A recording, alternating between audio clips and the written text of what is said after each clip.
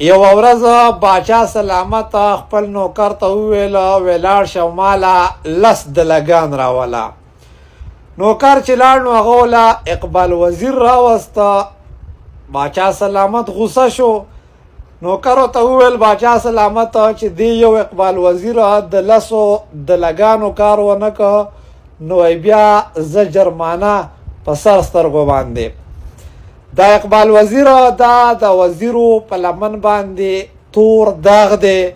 دی بې غیرته همیشه د پښتنې خاورې یعنی د خپلې مور دلالي کړله، د خپلې خور څادرې خرڅ کړی دی د یو څو روپو دپاره او د خپلو عیاشیانو دپاره. 40 کاله وشو چې په قبایلي اضلاع باندې د پاکستان د ریاست د طرفه کم ظلم، کم جبر او کم تشدد روان دی.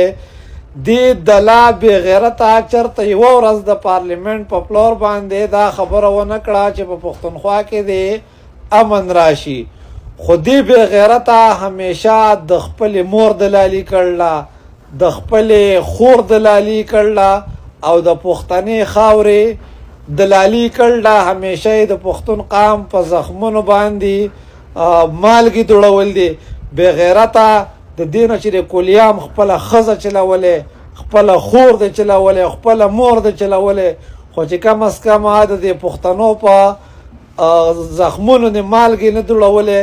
پښتانه چې کم دی د 40 کالو نه په ظلم کې دي، په جبر او د تشدد ښکار دي. قبایل وزیر مسیح او ته دله را پاسې د هغو په زخمونو باندې مالګې دوړې.